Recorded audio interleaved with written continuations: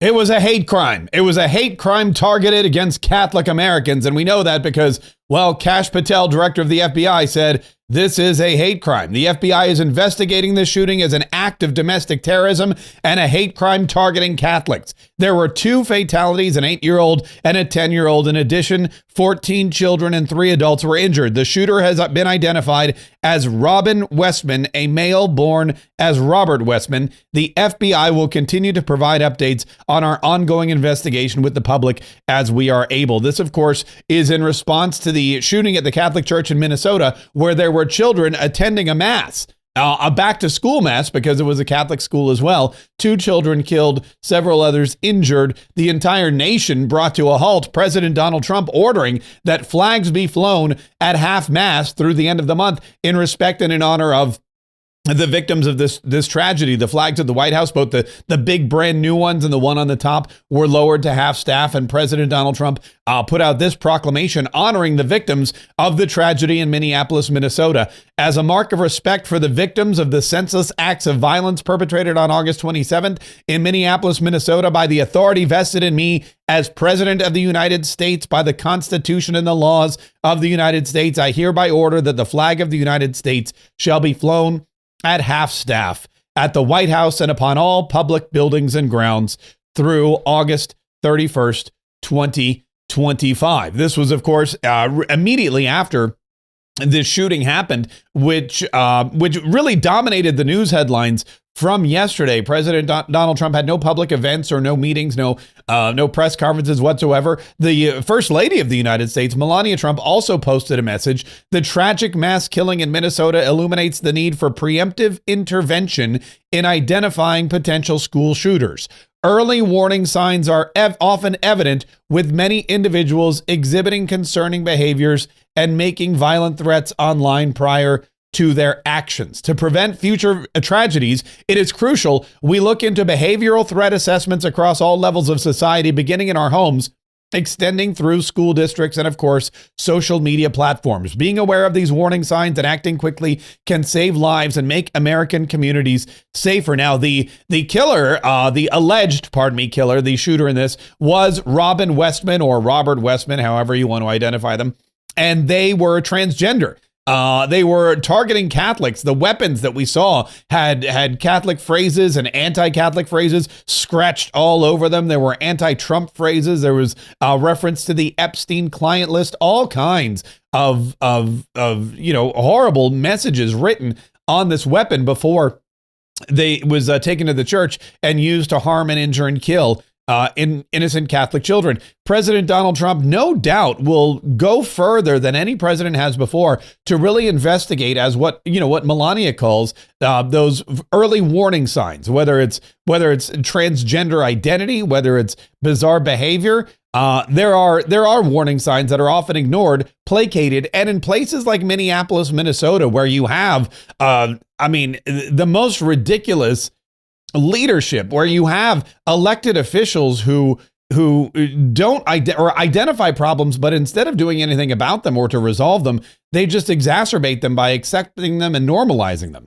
And that's something I believe President Donald Trump will look into, just the way he looked into the normalization of violence and crime in D.C. and did something about it. I think we're going to start to see some real action taken on the new phenomenon of these transgender shooters taking out their aggression and causing these domestic terrorist incidents and hate crimes on God-fearing Catholics. There was some other news, of course. The CDC, there was big news coming out of the CDC with some massive firings, layoffs, and of course resignations, all related to the vaccine, I guess you would call it, brigade. And we don't have official White House word from it, so we are going to have to rely on Fox News. But here's basically what went down with RFK Jr. and the Department of Health and Human Services. And Rich, some big news out of the CDC tonight. Yeah, absolutely. Health and Human Services is announcing that the director of the CDC is out. This is just a few weeks after she was confirmed. Susan Menarez is leaving. Also, this is on top of Reuters now reporting that several others at the CDC have issued their resignation letters. The reasoning is unclear, though. The New York Times is reporting it was over differences with Secretary Kennedy on vaccine policy. Federal regulators have just approved and limited COVID vaccines for Americans. That has also put them at odds with some doctors groups who have issued their own recommendation on who should get COVID shots. Brett? Rich Jensen live on the North Lawn. Rich, thanks. Yeah, that is something that happened yesterday as well. There was a big movement at the CDC with Health and Human Services Secretary RFK Jr. As you heard right there, the CDC director Susan Menarez was fired. The director of the CDC vaccine unit has resigned. CDC chief medical officer has resigned, and the head of the CDC zoonotic division has also just resigned. So any of these individuals that had differing opinions about vaccination policies from RFK Jr., and that means Donald Trump and his administration, are no longer, part of the administration. And that is something that is going to, I believe, de-shackle some of the potential deregulation coming from the vaccination squad at the Center for Disease Control there in Atlanta. So really, a lot of movement behind the scenes yesterday, in addition to Donald Trump praying and honoring the victims of that shooting in Minneapolis. There was also some news from the Fed with Lisa Cook, who continues to defy the order from President Donald Trump to vacate her position due to her, I guess you would say corrupt actions or her, criminal behavior. But Lisa Cook, you may remember, she was fired by President Donald Trump, or Donald Trump instructed her to leave. She did not, so then he fired her. She says she doesn't have to go, and this is a case that the New York Times said is going to go all the way to the Supreme Court because of the two words "for cause." The Supreme Court has said the Federal Reserve Board's independence warrants protection.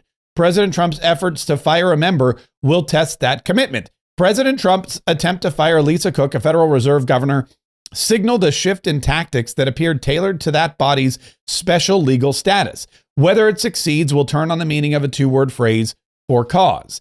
In removing the leaders of other independent agencies, Mr. Trump has given no reason, saying he has the unilateral constitutional authority to control the executive branch, even in the face of congressional efforts to shield officials from political interference.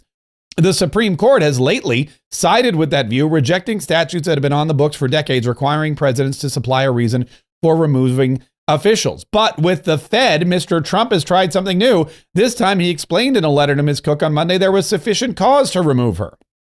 He accused her of mortgage fraud by designating two different properties as her primary residence in 2021, the year before she was appointed by President Joseph R. Biden Jr.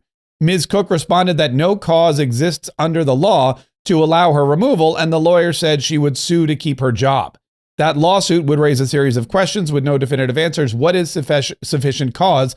Must it be job-related? And who decides? You may remember that Senator Adam Schiff is in similar hot water for claiming that he had two different residences, one in California and one in Maryland, that were both primary residences so he could get a better rate on his mortgage. Again, mortgage fraud being committed by Democrats. That's nothing that should be shocking to anyone. You had Scott Bessent, who's the Treasury Secretary, comment very strongly about Lisa Cook and whether or not she should be fired and whether or not Donald Trump has the right to do so. Trump is putting undue pressure on the Fed, and there are people like President Trump and myself who think that if a Fed official committed mortgage fraud, that this should be examined, and that they shouldn't be serving as one of the nation's leading financial regulators. And what we haven't heard from Ms. Cook is we haven't heard her say, "I didn't do it." We haven't heard her say, "I didn't do it." She just keeps saying the president can't remove her. The other thing, too, that I have called in the recent past for an internal review of all the Fed's operations, and I've encouraged Chair Powell to do this on an internal basis before there is an external review. And this is the kind of thing that needs to be addressed, because the Fed is an unaccountable institution, and its relationship with the American people depends on a high level of trust. And incidents like this puncture that trust. So President Trump is trying to make sure that anyone who serves at this institution has the trust of the American people.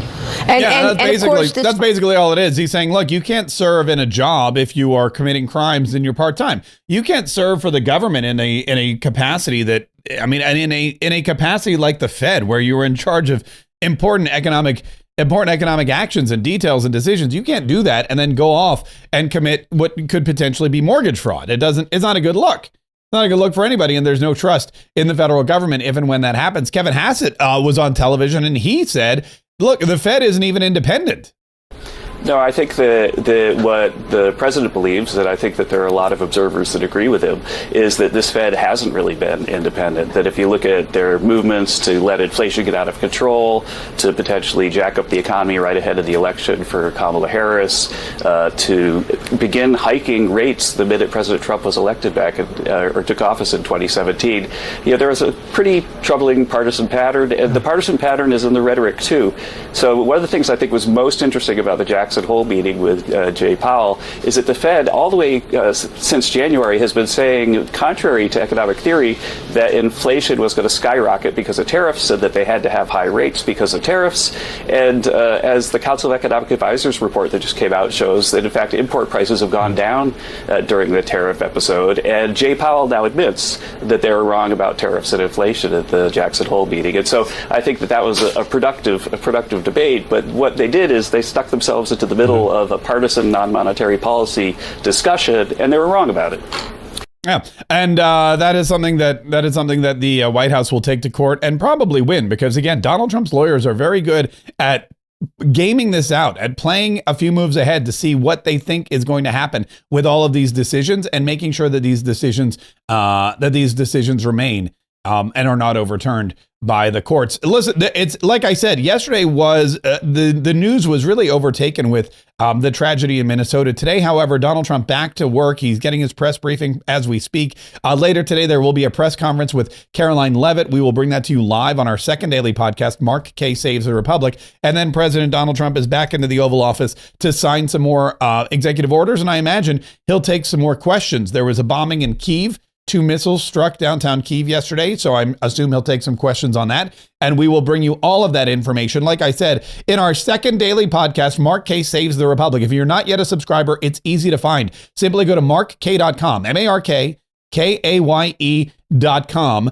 Hit the big red button that says, I want the podcast, download, subscribe, listen, and enjoy.